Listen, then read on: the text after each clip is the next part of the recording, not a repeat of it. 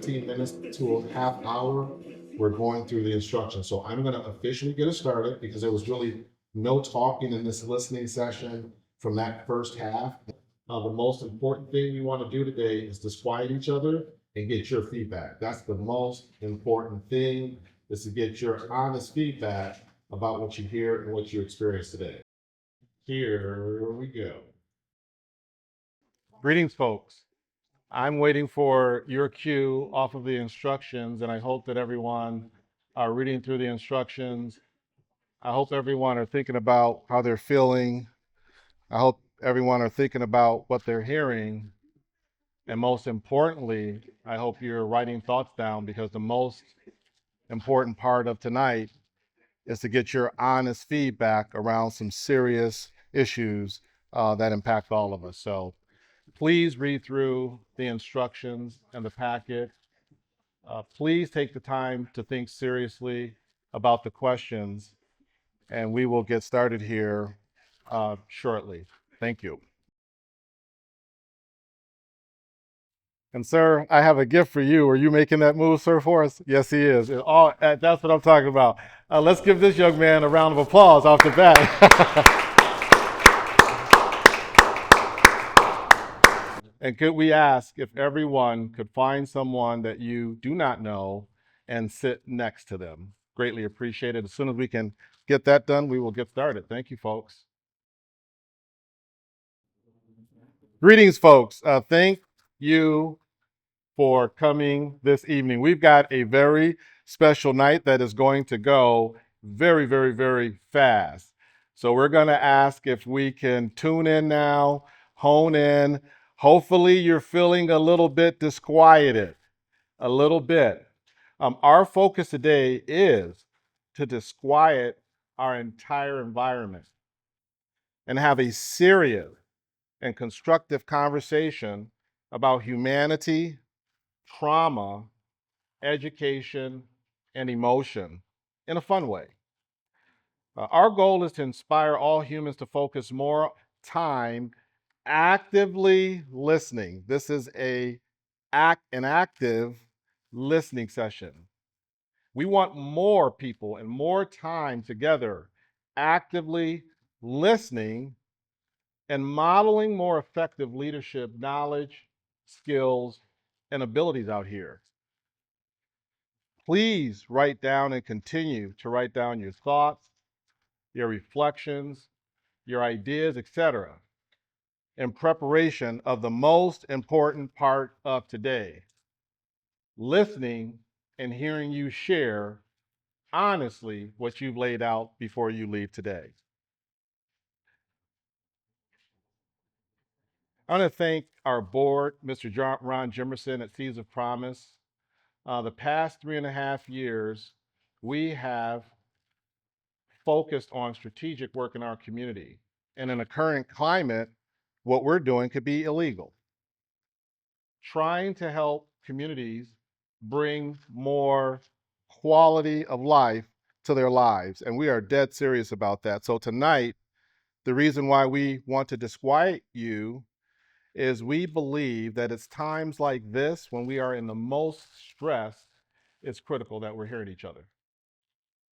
And from that, we're able to come up with better solutions. Watashi no namae wa Thomas-san. Minasan konnichiwa. Meu nome é Thomas. Eu sou brasileiro. Eu moro aqui há 3 anos. I'm an adult educator, and I've lived around the world doing this work. Today is a very special and historic day. It'll never happen again. This vehicle that we've created, this listening session, this vehicle has been organically modified for Grand Rapids, but it's based on international science and research. I learned most of what I know from the most wise people in my life. And many of them, like musicians like KRS-One, one of the most profound educators I've ever met in my life. And I also grew up abroad, and I was able to hang out with a lot of these people, Public Enemy, Kool Moe Dee, presidents, etc. Let's be clear.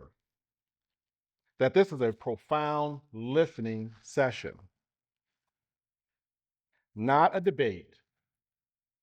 We use these forums to also recruit leaders. We're looking for special talent out here. We're concerned about the type of talent in our communities, especially the poorest communities. And we're looking for those willing to be held accountable for their individual actions and more constructive work in our community. We need better skills.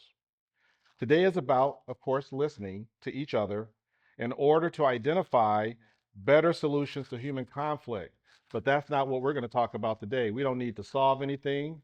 We don't need to do anything except listen and share honestly. That's all we're asking for today, your true honesty before you leave out of here. The city of Grand Rapids 3 years ago claimed racism a public safety crisis. One of the reasons I packed up my bags and came here, because they actually had the nerve to say it. And we're going to try to keep holding them accountable for it. AI to high, artificial intelligence back to human intelligence. You have no AI without human intelligence, at least as a human. We produce through these vehicles, through these sessions, better Peachtree dishes for solutions to the root causes of human suffering. The primary purpose is to educate and inspire new ways forward to a new Model T. So you're sitting next to that person that you did not know before you came here. You went through the instructions. What have you learned about our mission? Can someone share? Seems like your main goal here is to find a way to overcome the challenges in communities that it seems like lower income communities, or just community issues in general. Just trying to find a way to diffuse or eliminate problems. Absolutely. Solving the most complex human issues because we want to get at the root causes. That's exactly it. So, to that person you just met, going to give you about 2 minutes here to turn to that person and engage them. And here are at least 2 questions we want you to ask of each other. One, can you please define for each other with that partner what equity is? What your definitions of equity are?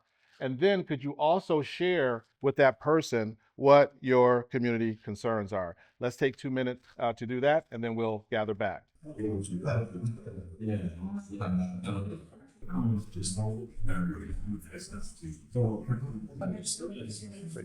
Folks, you're going to be exposed to something that I'm sure most of us may not know the extent to the information that we are about to share. I'm sure many of us have ideas.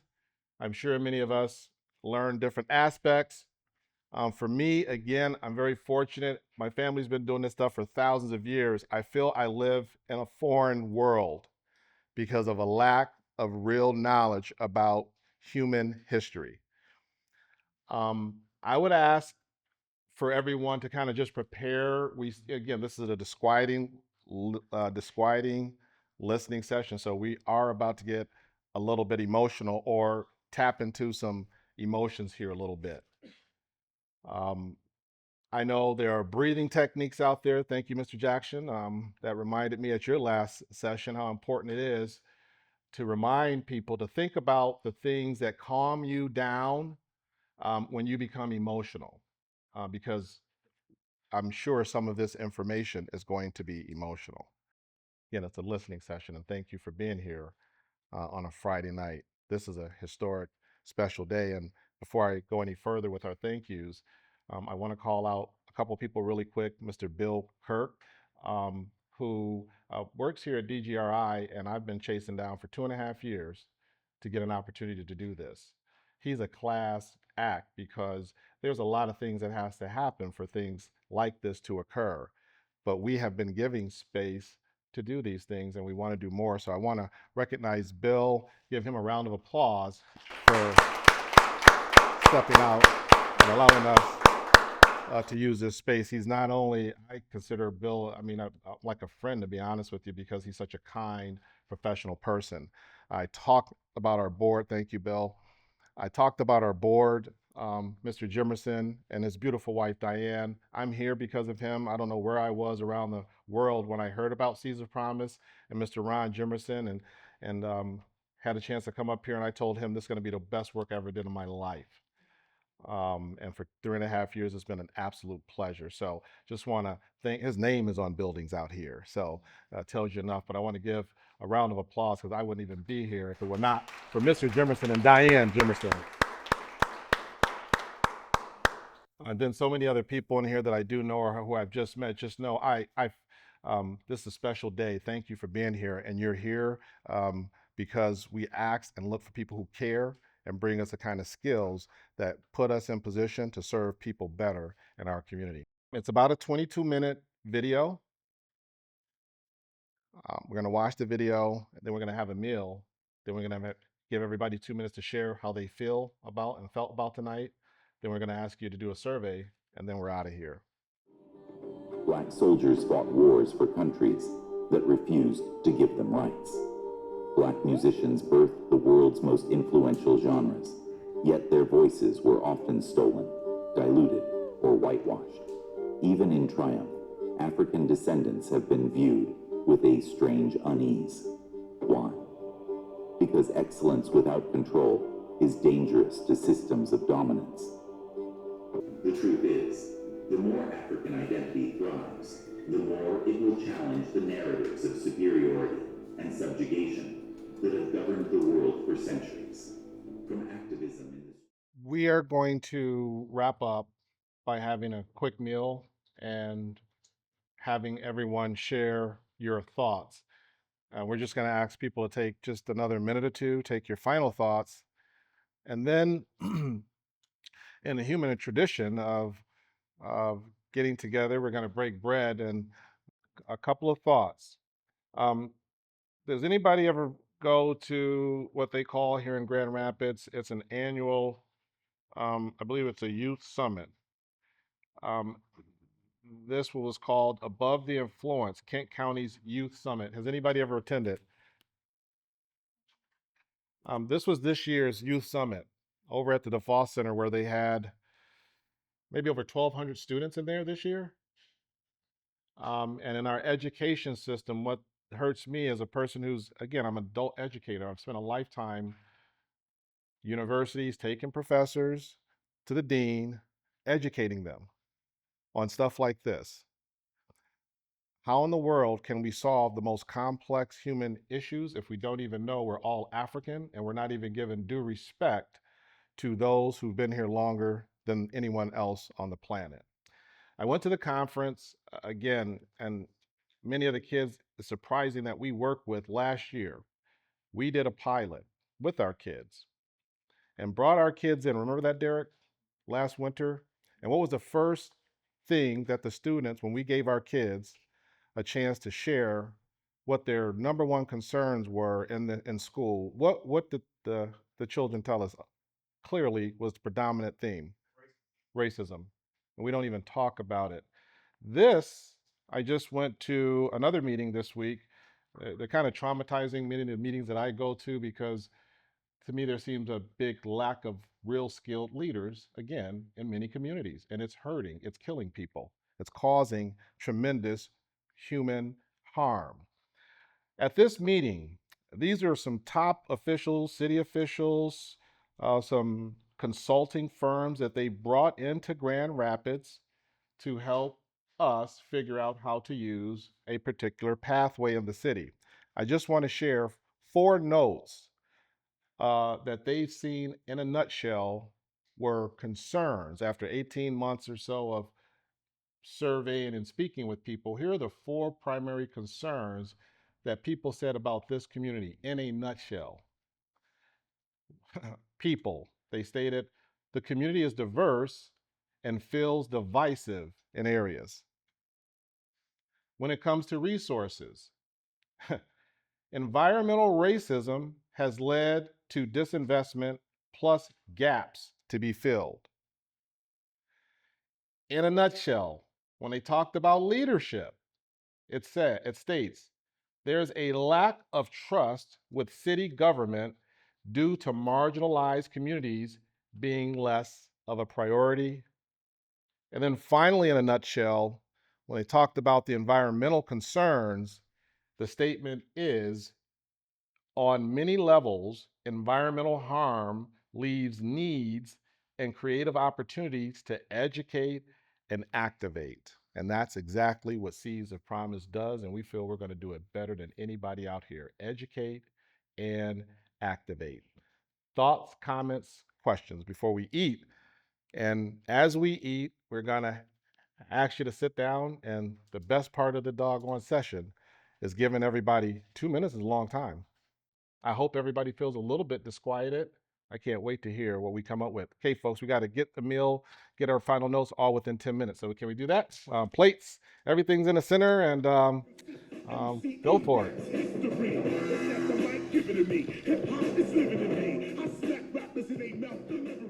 I just had to make a couple quick announcements before we started to go around, and we'll just ask for grown folks in here. Somebody jump in and somebody follow right after them, and you'll have that 2 minutes of us listening, not debating. We just want to hear how you're feeling, what you're thinking, and so far. That's the beauty of these sessions. So with that, one of our leaders here that we've been recruiting and talks about the power of residency, Miss Tanisha, who's come out today, is put together a masquerade for our organization. Again, we do these to fundraise and find the right talent, serious people who want to do serious work. And I wanted to give Tanisha a couple of minutes here just to share this beautiful opportunity she brought to our communities. Just opened our hearts the way she's trying to do this. Tanisha? Thank you, everybody, for coming out.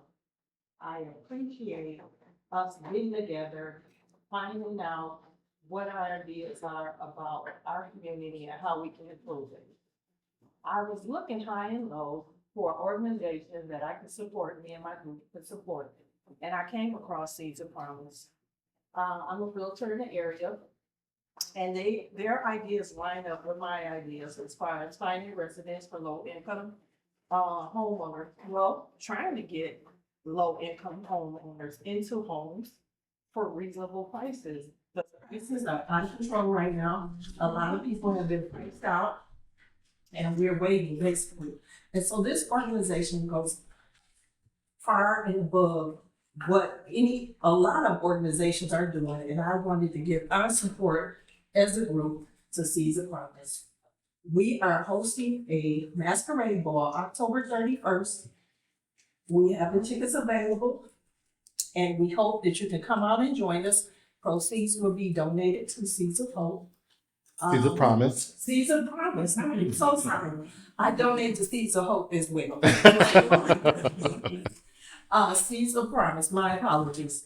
So if you guys would love to have a good time, come out and party and celebrate and donate to a good cause. We would love to have a good party with you guys. That's not the right word, but we would love to come out and have you celebrate with us. All right. Thank you so much. Thank you for doing that. Yes, sir. Okay. My brother here, Derek, is reminding me for the $25 donations, we apologize that we didn't want to use our online platform right now, but just check in with Derek at some point tonight. We'd appreciate it. And then also one other quick note to show you the kind of work that especially that Iran and I have been very proud of over the past 3.5 years. We're recruiting that next level talent, and people like Dr. Harris has come on board, been down to meetings with the city manager with us already, the commissioners watching us help educate and try to work with people in a way that represents our community better. So I just wanted to holler her out because there's this A word that we struggle with in the world, accountability, right? Anybody ever experienced that, right? People, accountability. People, yes. Yes, sir. People struggle with that A word, the accountability, but we cherish it. My brother here, I know I'm going to get a baptism of feedback after the session because he knows that's what I want. And we're very authentic and accountable at Seed. So, Miss Harris, I just wanted to thank her for being probably one of the most accountable leaders since she's come on, the way she represents herself, her family, and our community. So just with pure knowledge, skills, intelligence, and class. Ma'am, is there anything else you want to share? thankful to be here and thankful to see all of you out here to really help support Seeds of Promise, and what we're doing is trying to make our community better, but also, like Reginald said, trying to hold our officials and Grand Rapids Police Department and all of those accountable to what our citizens, because they work for us. And I think sometimes that's forgotten. And so we have to use our voice to really make a difference. And so I'm thankful to be here, be a part of it, and help. And thank you for bringing your talents. I'm going to give her a round of applause, because it's nice to be able to call up downtown and say, yeah, Dr. Harris is coming with us too. Yeah, Dr. Harris. Yeah, get it right. So we love that. So thank you, ma'am, for the accountability there. So, okay, folks, I'm going to time because Derek is eating, but this is serious. This is the most respectful thing we do. We're going to give everybody their 2 minutes. You've got 2 minutes. Put us on the clock.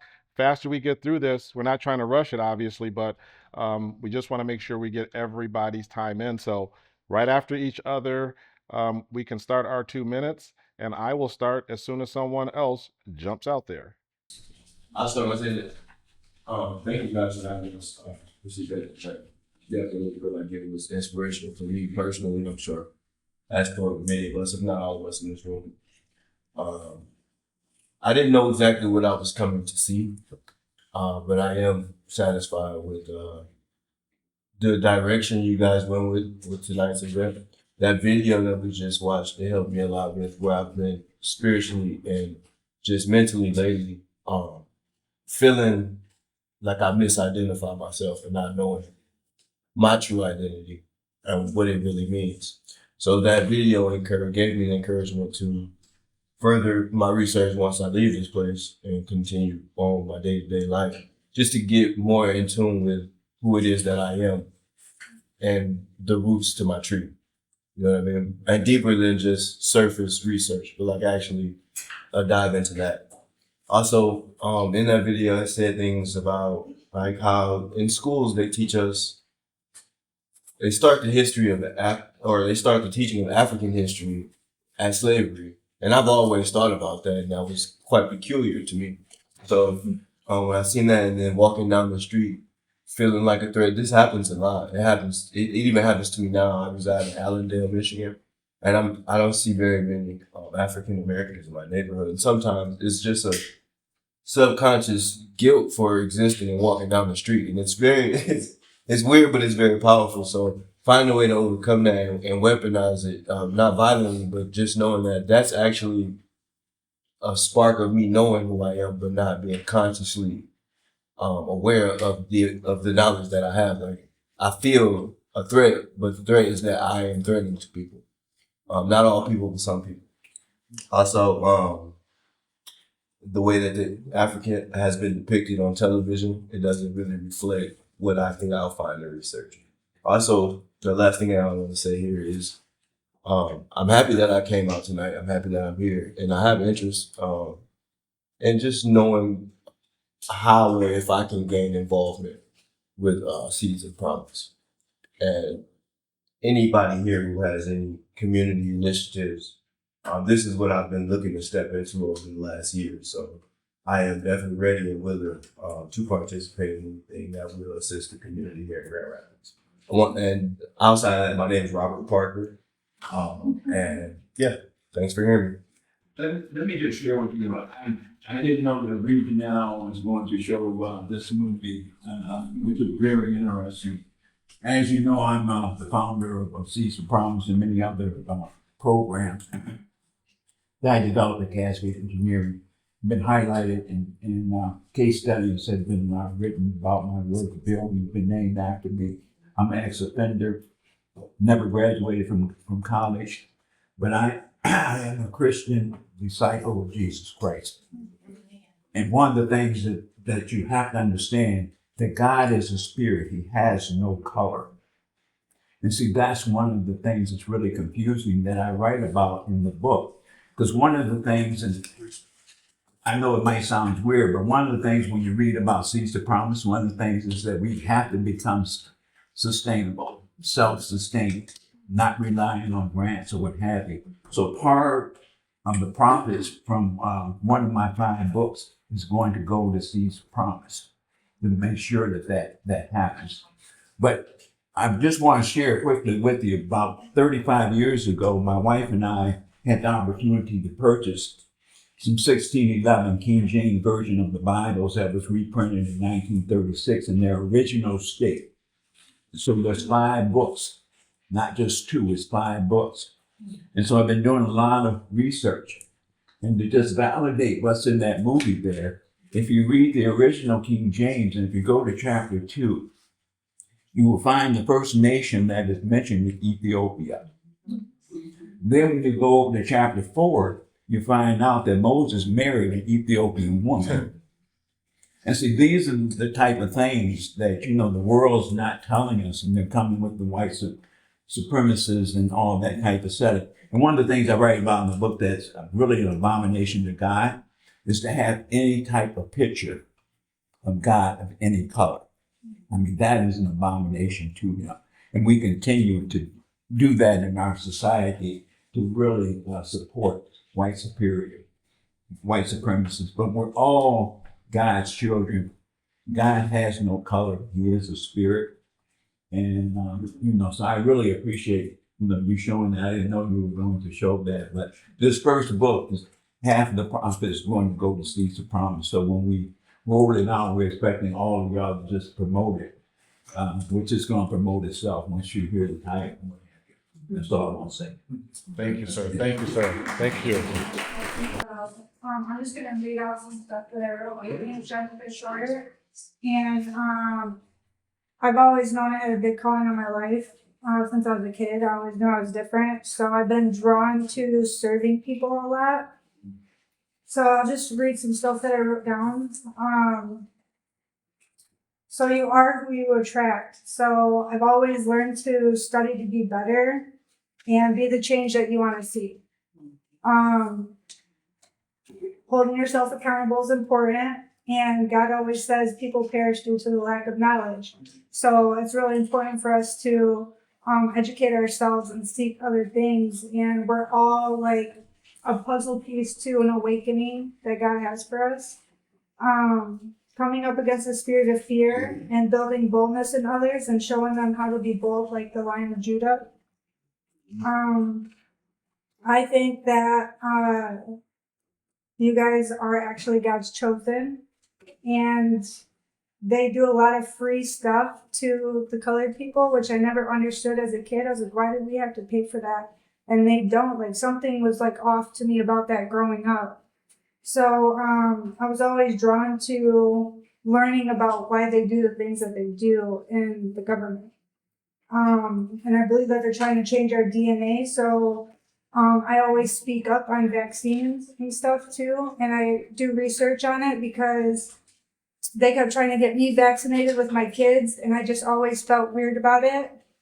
So I dug into vaccines, and spiritual warfare is a real thing. And praying and worshiping does help the enemy flee. So even though you don't know the Bible, like just worshiping sends off a frequency that the enemy doesn't like.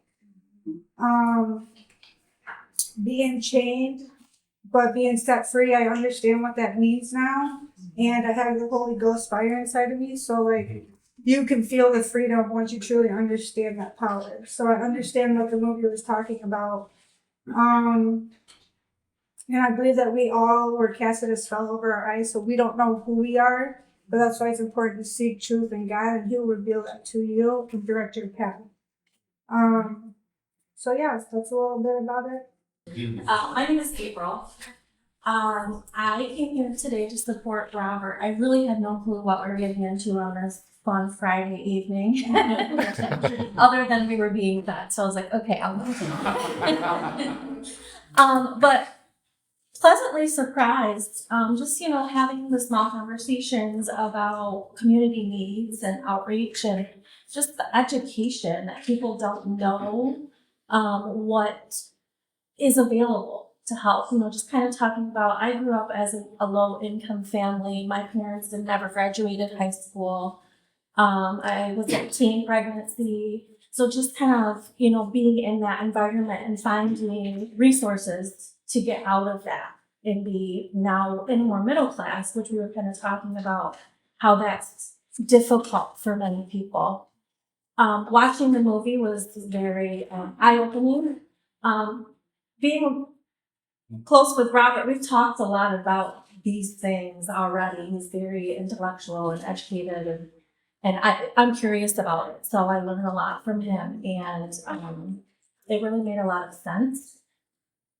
And also thinking about our government now and how much anxiety that is bringing with all of the changes that are coming. It's like we reverted back 100 years all of a sudden with the racism. I have 3 biracial children, and we struggle with racism in school. Every single one of my kids did. I had to pull my daughter right out of her high school in her sophomore year and start her and bring her to more of a diverse school where she thrived. But things like that we shouldn't have to put up with and shouldn't have to do. But, if we think about origin of our humanity, if we're all human in this room, we're all humans, and we were all originated in Africa, so we're all the same people, right? So I think we all can bring certain abilities, certain strengths that some of us can't. Some of us are stronger in areas that others are not, regardless of our origin, skin color.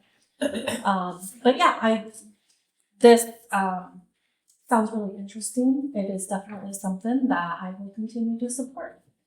Thank you. Thank you. I guess everybody likes 2 minutes and 30 seconds. Who's next? It's something that we need to be the change, like she said, that we want to see. Nobody's coming to save us. They're rolling back programs right now. They're reducing them. They're making them across the board okay for everybody. If you don't know about them, just because you're Black, just because you're a woman, you're not going to qualify for that.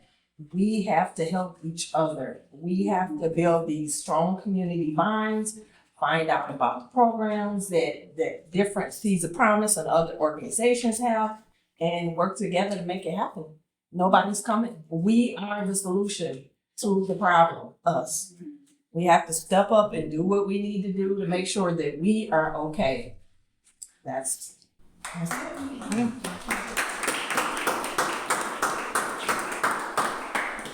I really enjoyed the movie. I think there were parts of it that was disturbing, but overall, I felt like it was a powerful testament to who we are as a people. And that is not shown a lot. And when you think about what we have gone through, years and years and years, we have been a powerful, resilient people. And then to see that explained that way I thought was very powerful and very inspiring. And it helped me to say, this is why when political things change, when they throw things at us, we bounce back and we are able to endure things that most people can't. And so that helped me to say, okay, that's where that comes from. And there's a connection there, and it's a God-given thing that we don't give up. We might have to pivot. We might have to change. We might have to do some things differently, but we have made it happen every single time in history. And so it was very encouraging for me to know, okay, this is where this came from. Our ancestors, they made it through, and we can too. And so that was very encouraging to have that stated in the movie. And also disturbing was we still deal with systemic racism. And it's just a little nicer now, and not blatant, but we still deal with it in organizations and community and housing. The affordable housing is not affordable for our people. And they're making these houses that are so expensive that our people can't really even achieve, a home ownership. And so that's one reason why I really like what Seeds of Promise is doing, because we are helping our people understand how to strategically fight against systemic racism. You want affordable housing, you want to be able to get a house, here's how you can do that, and we'll stand with you to make that happen. Thank you, Dr. Harrison. Thank you for a round of applause. And of course, the doctor gets 1 minute and 59 minutes. Thank you, ma'am. Just show them how to do it, exactly. Who's next? I want to say that, I appreciate everybody being here and I enjoy it just because I always knew there was more. I never let it stop at slavery. I knew there was more to it. And I know that our people have survived. We have survived for years because we always, when stuff was taken from us, we got the leftovers of things, but we knew how to take that and run with it and make something with it, feeding our families and stuff. But what I want to see is a program that our children can see this, because I'm so sick and tired of seeing our young women acting like boys and men, bucking up the people and trying to fight and stuff. They need to come together. We need to, get something within Seeds too that they can do that to educate our young Black children, to let them see that there's more to them than what they see and what people are telling them and trying to school them on. I want to see them educated because I want to see them survive. We have 27 grandchildren, 32 grandchildren, 27 great-grands. But we have these grandchildren, but we stand behind them and we educate them so they know, and we encourage them to let them see. So everybody in this room, we're doing all this. Let's, like that song say, let us put them boots on the ground and be about the business, not just talk about it. Let's move forward, and let's move forward with strength and power and unity with all of us. And we can make this thing happen. This is my first time here, and I'm with Ella. And what I learned about this is I learned about from the video, the movie. So what I learned is it shows the daily struggle of the people who are facing the racism, and then it's leading to the anxiety, depression, and different kinds of mental issues. And I think, in my opinion, everyone's blood is same as race, so everyone is human here. And according to the humanity, we have the mercy, we have the feelings, like we are helpful because we are human. And I don't think treating someone with they're from different diversity and from the different ethics, we should like racism. And I agree with the points of change.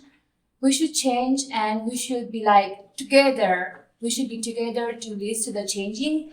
And what I think is everyone in the community should have equal access to the opportunity, resources, and benefits of the society. And everyone should be like grateful for being their own diversity of different diversity. And what I think is in this United States, everyone comes from the different diversity, and I think everyone should be like together, learning each other diversity, learning each other culture, backgrounds. And I think that should be the one of the things that we can go from changing things. That is awesome. Can I ask you, what is your ethnicity or nationality? I'm from Nepal. Nepal. Asian. Well, wow. India, thank you for being here and those incredible, thoughtful comments. I mean, that's awesome. My name is Shayna, and I just want to say I came into the room not really knowing at all what to expect at all. And I'm very appreciative of the conversation, the video, the representation, but also the passion behind the work that Seeds of Promise is doing. I know that when I graduated from Grand Valley State University, I did not find what I was looking for at all. And I was a little girl who was pro-Black, very proud of being a Black girl, very proud of my mother and my father and what I saw them accomplish. My father was an entrepreneur. He was a business owner. He had a brick and mortar. My mom was climbing this corporate ladder and was doing it well and with such excellence. And I appreciated that. And seeing two worlds collide, entrepreneurship, yet a professionalism in a corporate world come together and then produce me, where I'm this creative, passionate, driven person who was like coming out of Grand Valley. Where do you go? What has heart in the city that speaks to all of who you are as a Black woman with an entrepreneurial drive. But you're not a nationalist, but you are pro-Black, and you're outspoken about that, and you are ready to see the community of Grand Rapids come together and change and move out of the mentality of crabs in a barrel, like it's either you or me. And I wrote that down on my sheet. What is one of the community concerns that I have? It's the lack of collaboration within our own communities. It is very dog eat dog world out here, and it's unfortunate because there are people who are just genuinely looking to do good work with other people in the community. And I feel like I'm recently coming out of a season of what feels like burnout with trying to collaborate, trying to find your place in Grand Rapids, Michigan. It is tough. And I grew up watching and seeing Black excellence, flipping through BET magazine, Essence magazine, and seeing representation, and then what seems like it is now wiped away. And you can't find that representation in the same way that you were once able to in the 90s, in the early 2000s. I mean, you're turning on Gullah Gullah Island. That was the first time I had heard my name in my entire life. I'm like, her name is Shayna? I love that. So anyway, I'm very appreciative of being invited to come into the room. I didn't find what I was looking for in Grand Rapids coming out of college, but this gives me hope for the future, especially as a creative, especially as someone who is driven by missional work. If I'm going to put my hands to anything, it has to be missional. It has to be something that has real impact. I don't want to do it if it's just to look good on the gram. I don't want to do it. I don't want to be a part of it. So anyway, that's my spiel.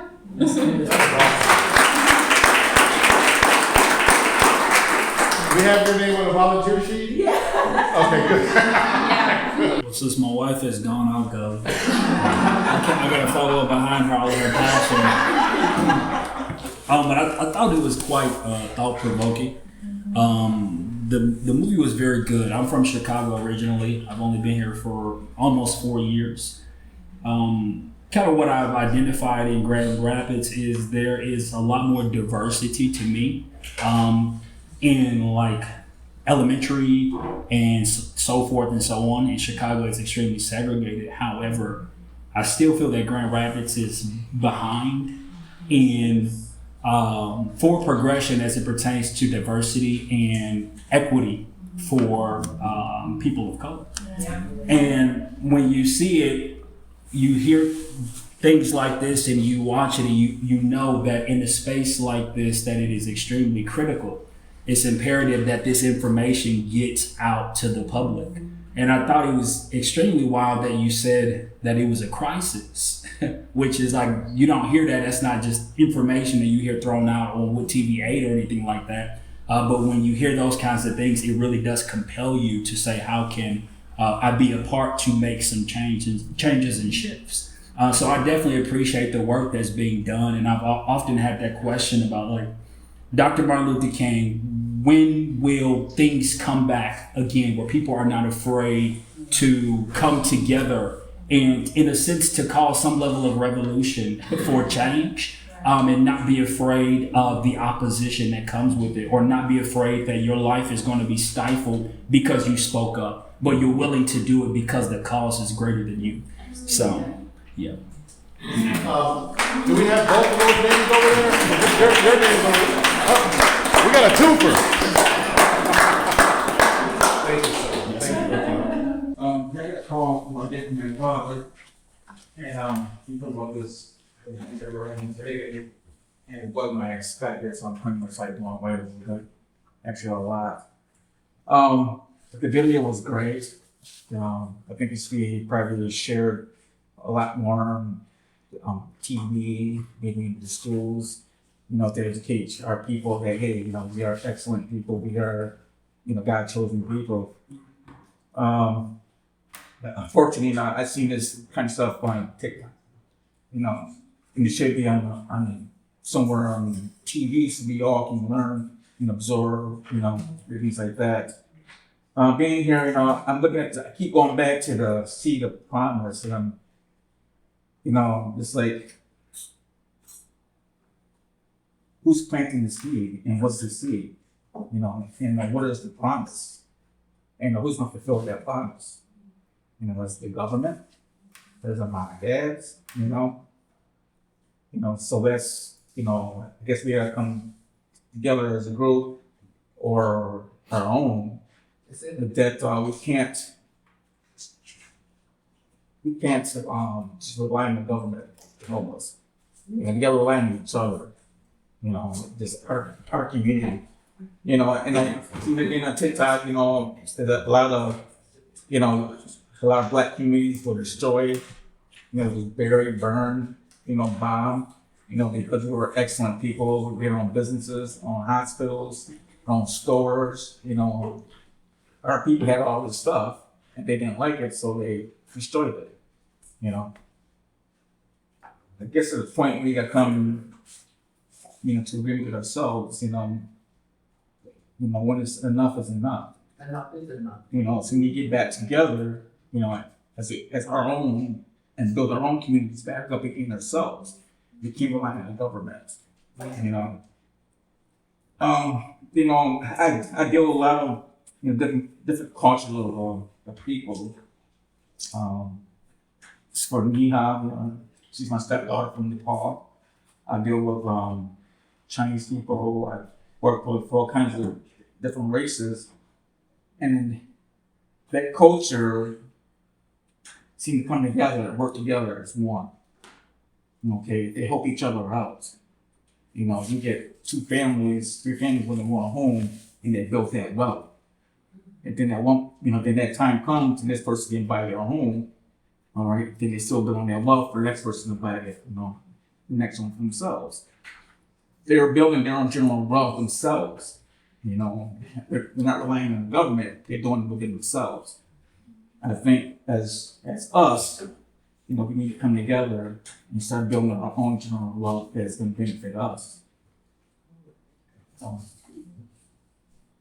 But we're not, you know, it just, like I said, you know, it was a great video. Totally agree with it. I love it. I just need to help them more so people can learn from it as well.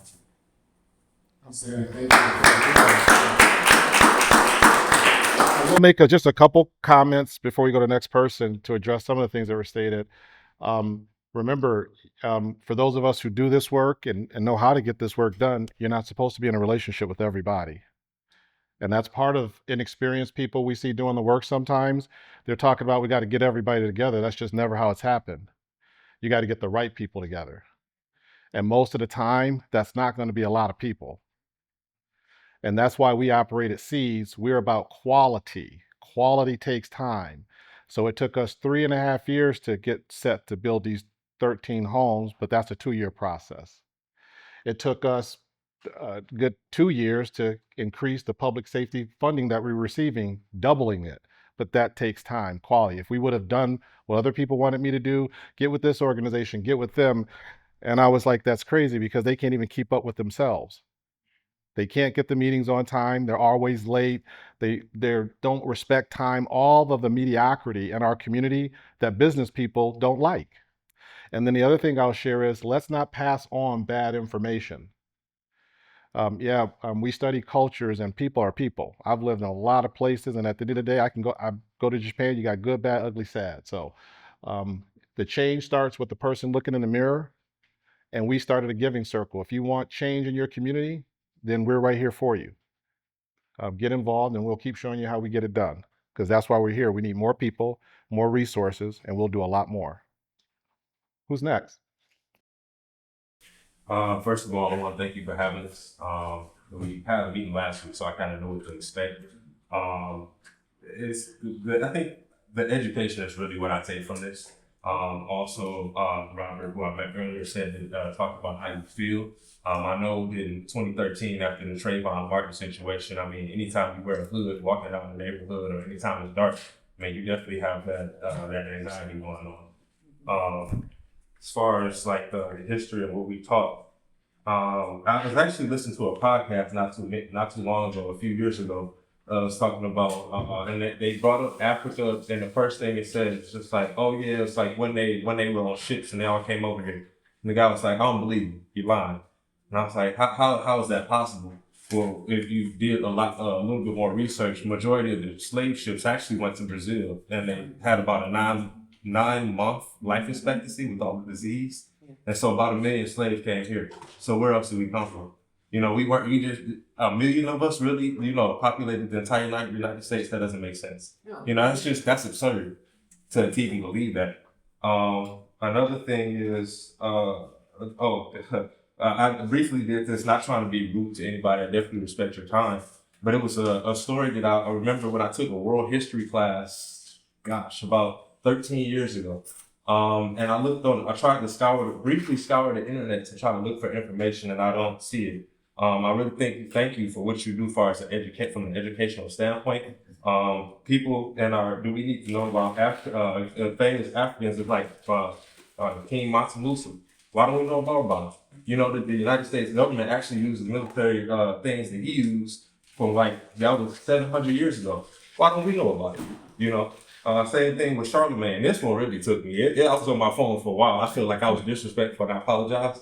But I was looking for so I did a report on Charlemagne, essentially in high school about 13 years ago. And Charlemagne was a famous man who went through Africa, had tons of gold, tons of riches, tons of silver.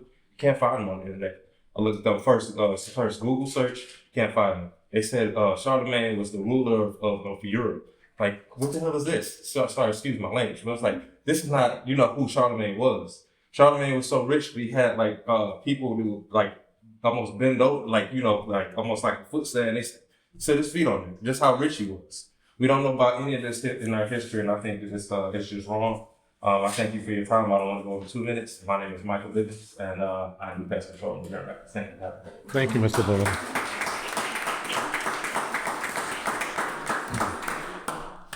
But seeing what I've seen, a little bit I've seen, I'd like to see more education like that be put out.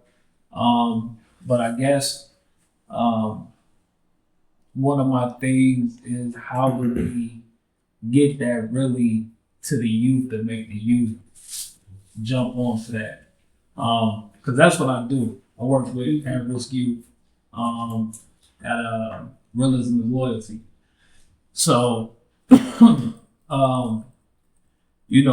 the influence that the youth has, how can we get this education to the youth, because they will be the ones who will push this initiative forward.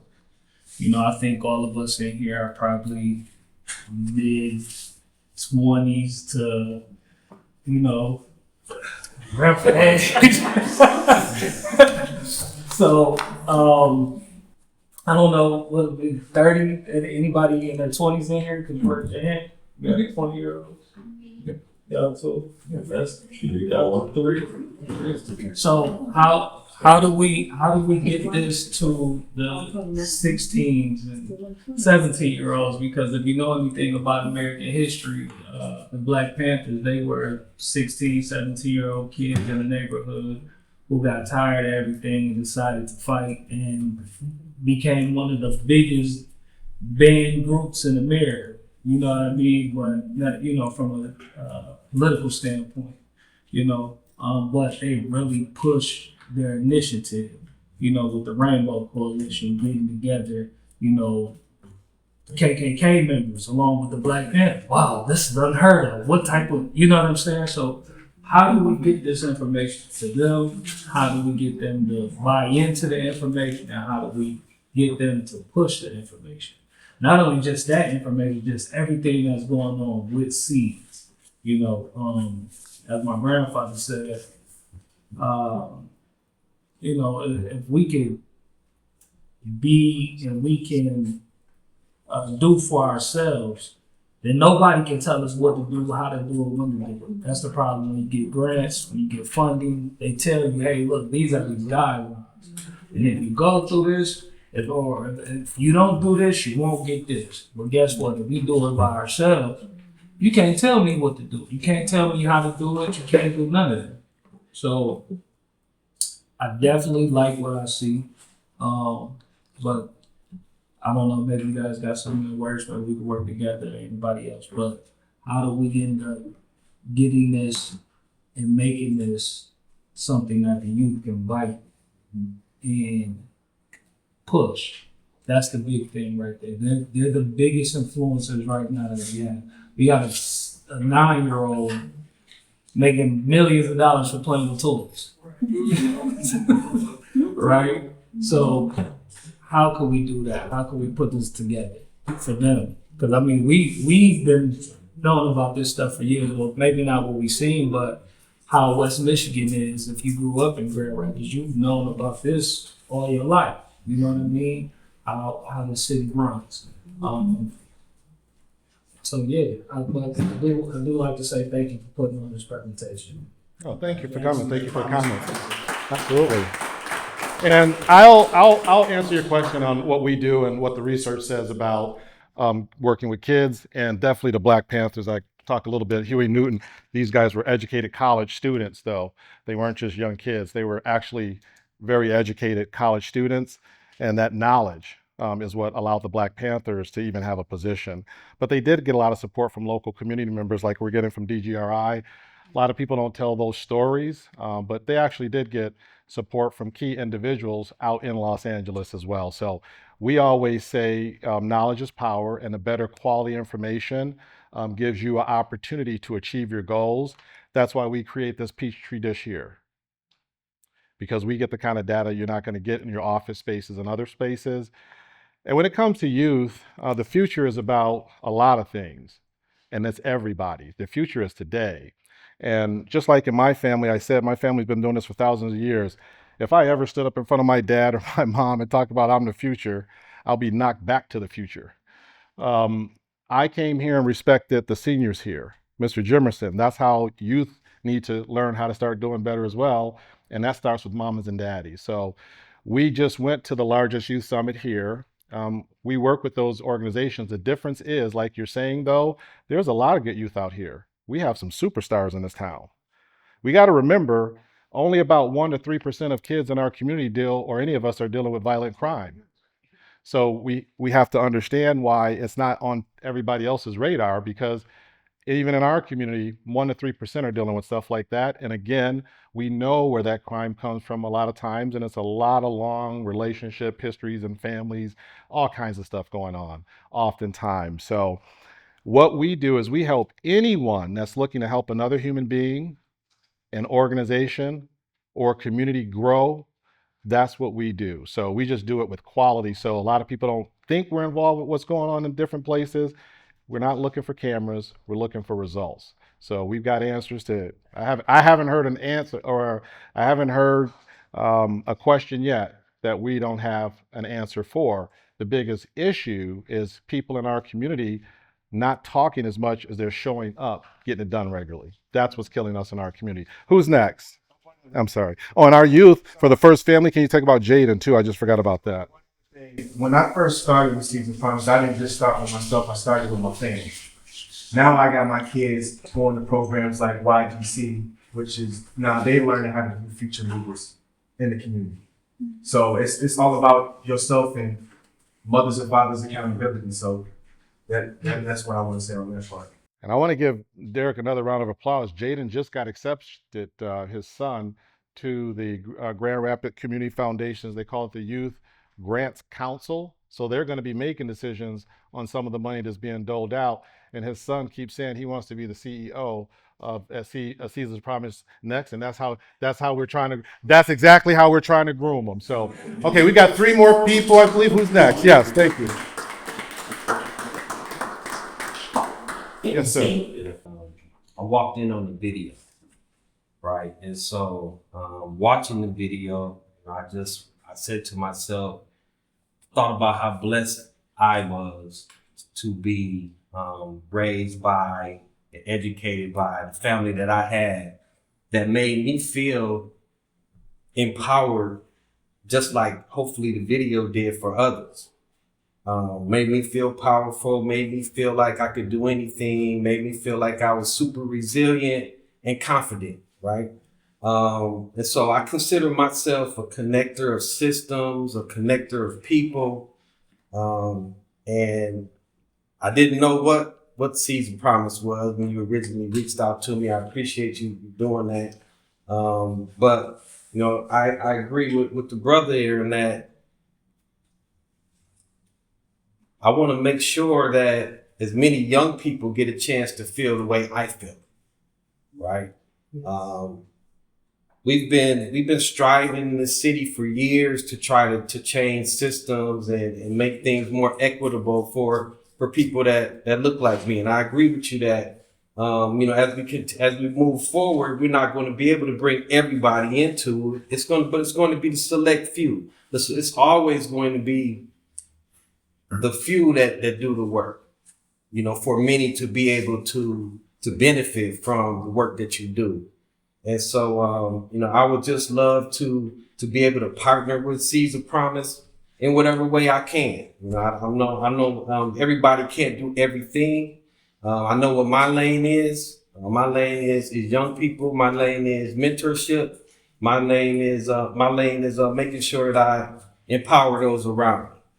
And so I think the Seeds of Promise has, just from what I've seen, just in a few short weeks, the community has benefited from the things that you're doing. And I think that you have a higher calling with our community in your own lane. Because I think that one thing that's very important for people to recognize is that you can't do everything, right? But you can do what you do very well. And that's what I've really focused on. And I hope that what I can bring to you will be something that will add value to what you already do. And I think that hopefully that's what everybody in this room wants to do, is when we partner with you, we want to partner in a way that we can add value to what you're doing, because this has a vision. You have a vision for this, and you're executing your vision. And so you know, however I can partner with you, however I can help you, however I can put you in front of more young people, however I can you know, help mentor, you know, some people that you may be dealing with, however we can focus on leadership development, I'm all for it. Thank you, sir. And I want to thank you for being so responsive when we met. We met about 3 weeks ago. Put a grant in, you got me connected with the right people. They've professional. That's what we look for. We tell people we're not trying to do business with everybody. We'll support, but our people deserve excellence, and that's what we're going to provide them. So just thank you. You're the kind of people when they don't miss a meeting with me or us, or don't call, we're not chasing people. They just tell us what they're doing out there. And the first people we want to hold accountable in our community, when I come to a community, are the leaders in it.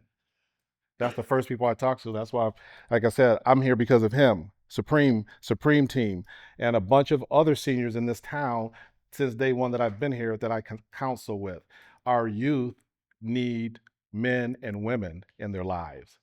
And that's what we're going to do together. And sir, anybody else out there that we always say that's working with kids, we shouldn't be in a room talking about what we need to be doing. We should already have that team in our community.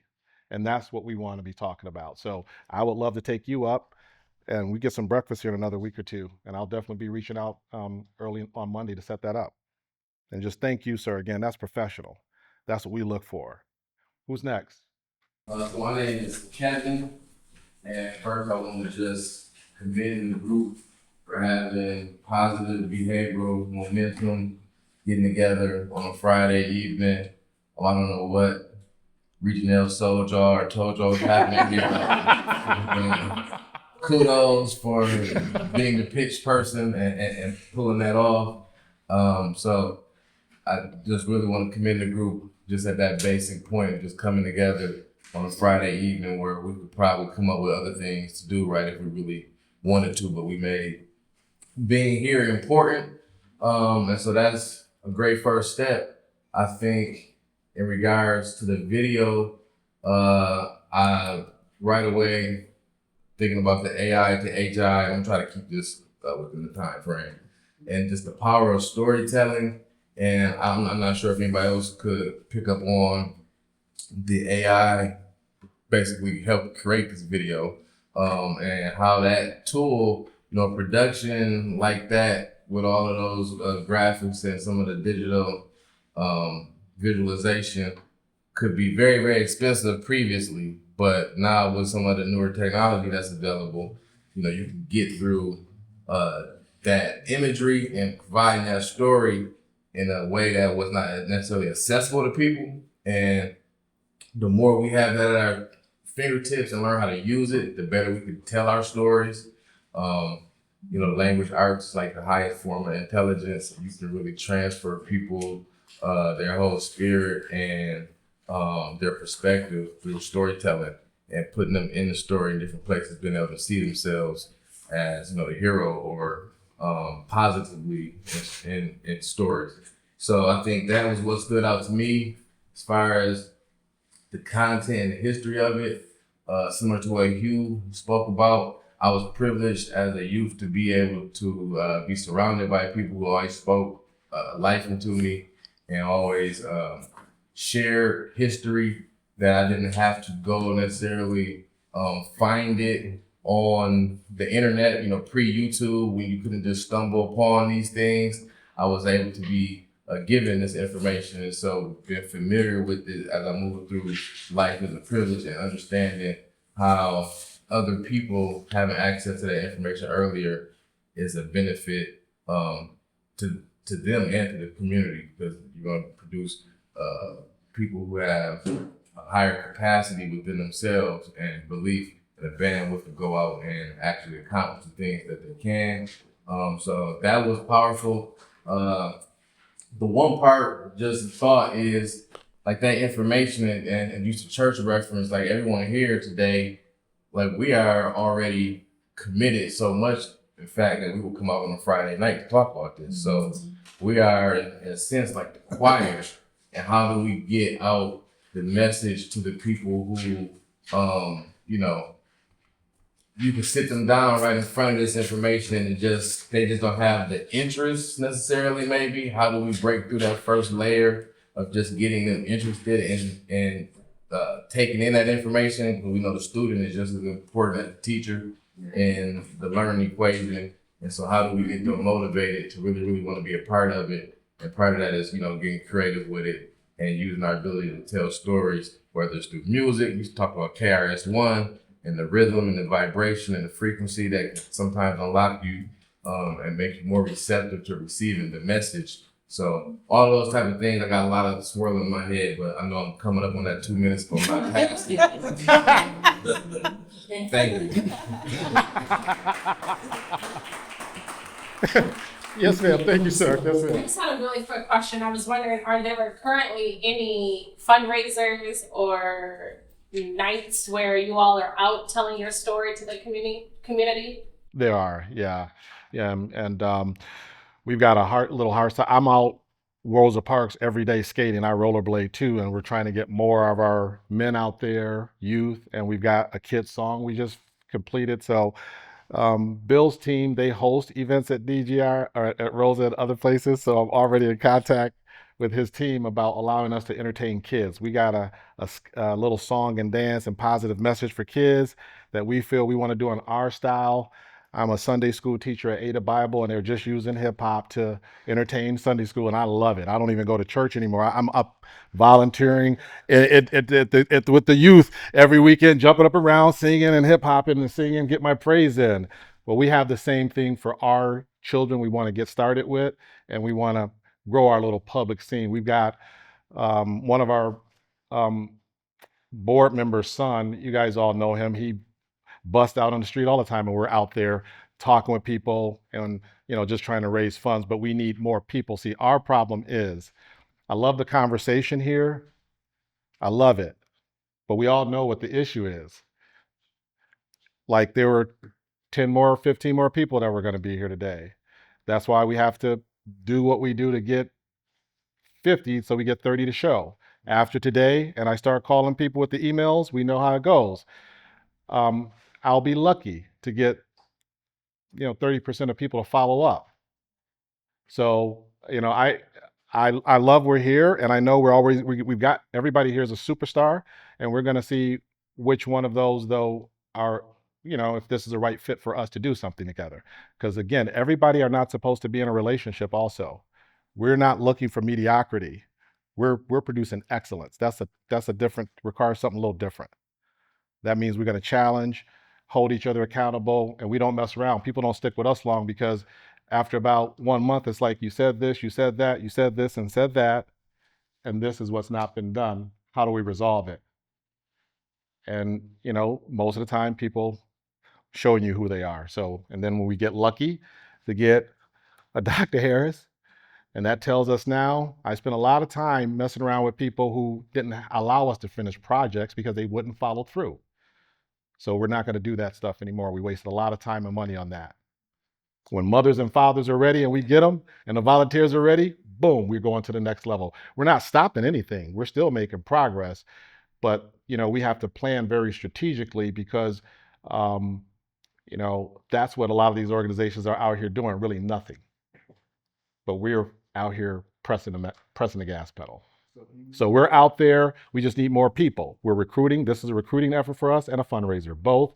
But yes, we need more people. We have facilities down here. We just need more people that are not just going to say, I want to get involved, that are going to say, oh, it sees, oh, y'all serious? Yeah, that kind of serious. Show up, get it done involved. Does that help? Thank you for the question. So you using that word accountability, I'm paying attention to it because I've been through a lot of things and I heard a lot of people say about it and use the word accountability when I have seen it. So definitely know I'm paying attention to what's going on all the time. It's like I said, I'll always get back to my brother and know because we are looking for excellence. We are looking for people that put in that work and hold themselves accountable. Good evening. My name is Shantae, and I really appreciate the opportunity by way of Tanisha. She asked me to come and join you all today. Seeds of Promise, I'm very familiar with them. Mr. Ron Jemerson, we worked together years ago at K-State Engineering, so I feel privileged. I kind of know this from the grassroots, from the incubation of it, and really just appreciate looking at the direction that you all are actually taking Seeds. In regards to the video that you all presented today, that did not come to me no surprise. I've always tried to research and knew history and know the history of our African American people. And it's almost kind of common sense. We're the ones that they always wanted to oppress, but they always try to copycat everything that we've done. Okay, from our music to our medicine, to the education, to everything. And even now, you know, with the man that's seated as the president right now, he wanted to destroy all our artifacts out of Smithsonian Institute. There clearly is something about us that they envy of us. And you know what? It's a great feeling. It's a great feeling. So with that being said, definitely just appreciate, you know, the opportunity of being here. Of course, as time will allow for me to be able to come on board and help volunteer. Mr. Jemerson is like every time we ran into each other, he's giving me that smile and that update.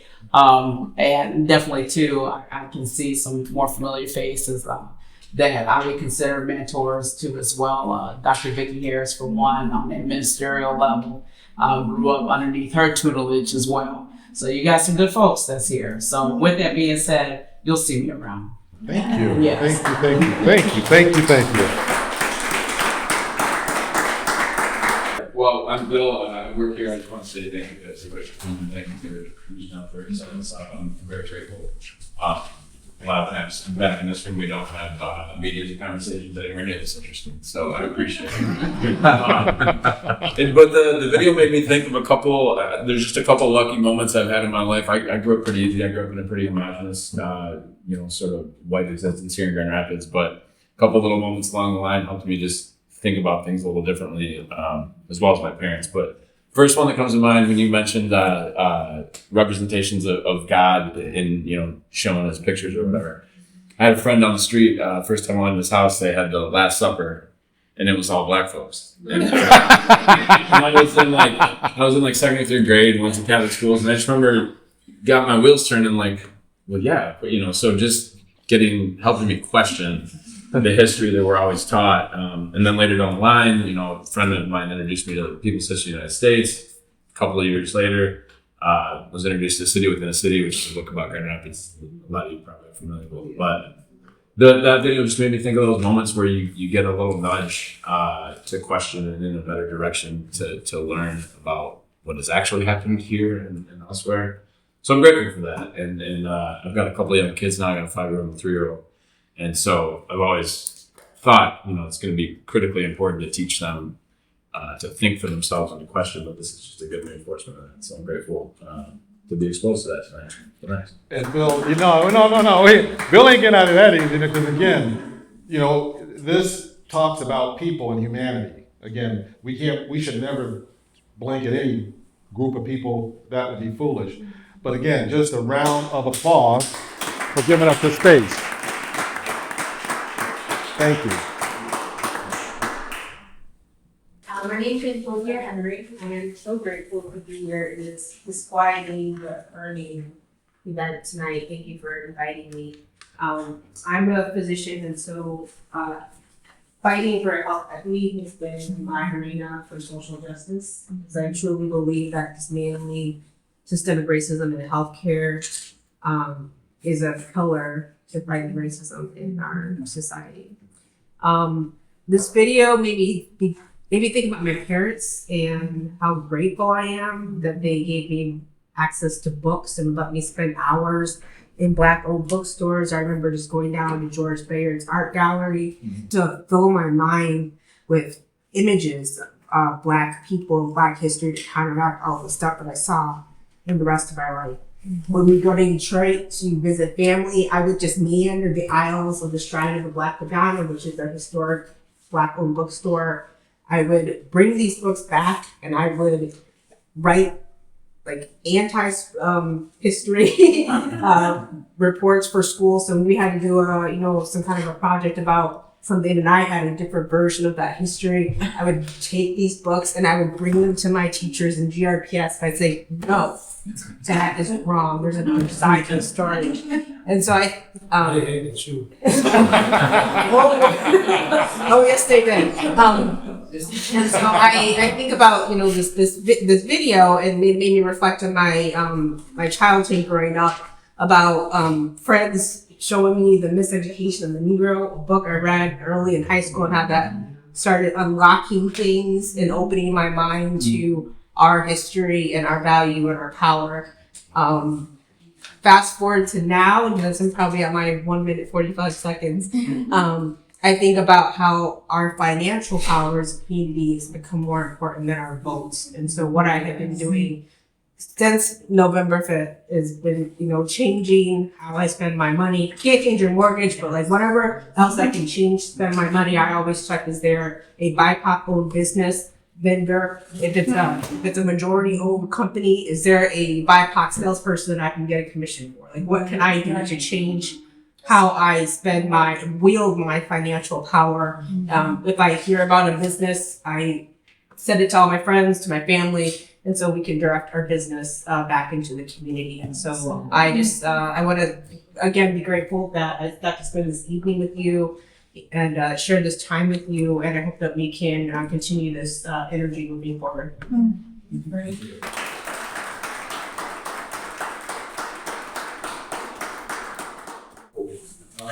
Howdy folks, my name is Aaron Wu. I went to school for international studies with profit and business management as my minors. I pretty much had to drop out because of the pandemic, and then the George Floyd protests had opened up a lot of that alternative history, but those different sides of views, and it really did a good job to reflect particularly the financial constraints that you highlighted. I happened to love reading as a kid, and really loved mythology, particularly Egyptian, as it pertained to the African continent, but all over world cultures. And it's amazing the power of storytelling, and AI is a very amazing tool that I see being used to emphasize those facts. And there's other technologies I see, particularly with satellite imaging, LiDAR which shoots lasers into forest canopies, but they're also looking at ways to look at deserts and find particularly ruins and finding those types of evidence or proofs to validate more of the, we'll say alternative now, but with more evidence, it becomes more proven and established. And particularly with all the various conflicts we have, there's a lot of these claims over ancestral lands that are being used to ruin their current generations prospects, and it's however best that can get facilitated, whether it's through technology or more storytelling to distinguish where to look or what's the best answers that move forward. I'm happy for Seeds of Promise for being here to help facilitate the conversation and showing us these stories. Thank you, my friend. Thank you. Thank you. Well, folks, so that's pretty much almost a wrap. There's two more people that I wanted to just have them share their comments, and I do apologize. We do not like going over time. I do not like that. But if you can give me just 5 minutes, we'll be wrapped up and out of here. Is that fair? Okay. I think everyone has gotten a chance to share. Okay, just wanted to make sure, except two ladies who, again, when it talks about what we've been able to do, it's people like your seniors and the people in this community who've been here, who are very passionate. So I do want to make sure that Ms. Shirley, one of our board members, and Ms. Ann have a chance, Felicia, to share any reflections, thoughts, knowing that the ladies couldn't see the video, but that's how we train at Seeds too. I send a lot of those types of videos out to our leaders. They're normally not that long. I normally don't like them to be more than 10 minutes, but that's part of our learning and development. We don't believe in going all these classes, listen to the stuff that you're going to take home, put back in your drawer. No, we want to inspire, educate, and elevate. Ms. Shirley, ma'am, would you like to share a few comments, and then Felicia, and then we will wrap up and we are out of here. Yes. Thank you, Regional. Hello, everyone. Good evening. Just to say that we're part of Seeds of Promise. I'm on the board, of course, but sometimes the board members are late. So a lot was going on earlier. So I apologize for that. Yeah, the video is, is rich. Regional is digging deep. He really surprises me a lot. When I think there's a problem, he kind of like, we doing this. We're not staying there. So yeah, so it's a lot. It's a lot of critical things that's happening right now. Just listening to everyone. I know you probably live in the same city I am, and so and then everyone over the world, of the world, right now is feeling some pain. I think you said it was going to be a little pain. Yeah. So yeah, so I'm feeling some pain. And I asked Regional what temperature it is. I just don't know sometimes. Yes. I kind of fear more because I don't allow myself to be fearful, but because of course I know the Lord above is in control. Mm-hmm. And that wasn't the case. So yeah, I'm part of Seeds of Promise due to Mr. Jamison. He talked to me and my son, and I just liked it how we were able to discuss things that was going on at that time, which is not nearly as bad as it is right now. But him growing up in, coming out of high school, growing up in that area, I sheltered him as much as I could, and so I just liked that support piece. He was supposed to be here tonight, but of course we on that late schedule. I had too much planned, and so. So I don't think he's gonna make it. But yeah, that's pretty much all I wanted to say, other than the fact that with these critical times, I'm trying to do as much as I can. So whatever Regional asks me to do anything, I'm sometimes out on foot. But now that I got enough in age, just a little bit, I may not do the foot stuff as much, but yeah. So I've been a part of a few. Was signing a petition. So I walked around the neighborhood and talked to folks. So I know I can do it. I just don't know physically if I can still do it. But that was just a good feeling to be able to, even that subject matter was kind of, sketchy, but, it was a good time. It was an opportunity to talk to the neighbors and people around you. And so they're changing a lot in the area. They're building like these big apartment buildings, and I feel like that's just money in somebody's pocket. But you're kind of savoring that the housing crisis, and that's where I was coming on board too, also with the housing. And Mr. Jameson's, of course, he's the founder, and that is his goal. So yeah, so we want to see those houses that he wants to contribute to the community and to have families building. That builds families, of course. What Regional was saying, how we got to bridge that gap with the children that's really at risk. And so, pretty much all I have for now. Thank you, Phil. Thank you.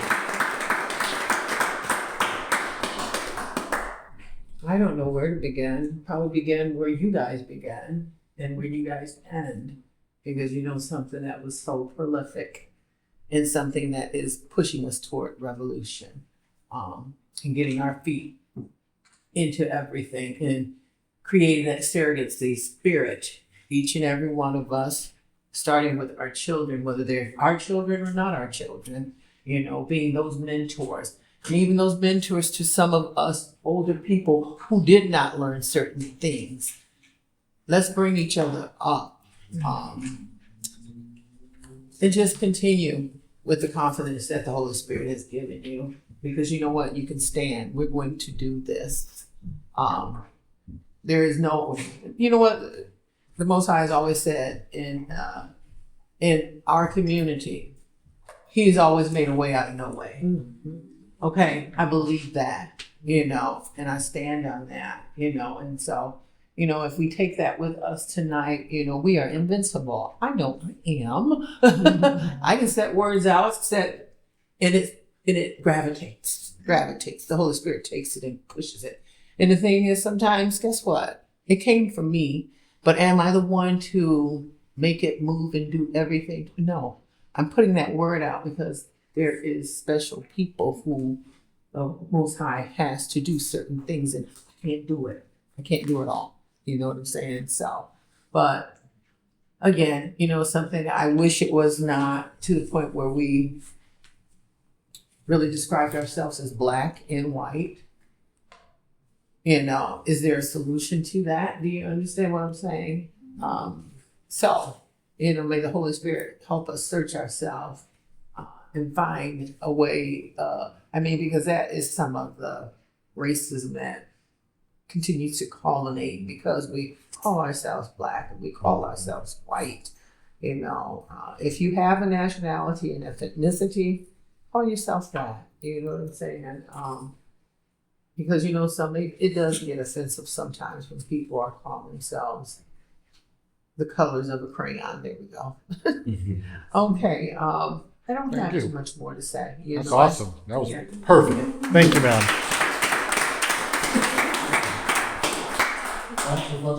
Oh, okay. I know I'm the sound guy, but no, you got to press record. You're one of the sun guys. No, so I did like the video.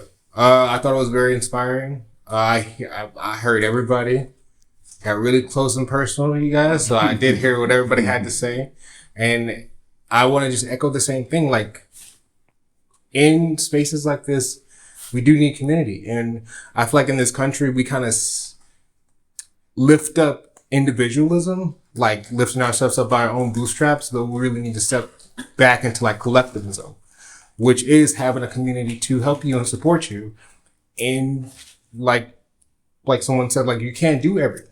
So you do need doctors and people who can like help spread or help you reach the potential that you need to be at. And I feel like when it does come to systemic racism or other marginalized groups and areas that like usually the Black Americans feel, I feel like we need that in our spaces. We need spaces like that. And I think that that's what's happening. We're cultivating that space. So I just want to, lift you guys up and say, I love everything that I'm seeing. So yeah.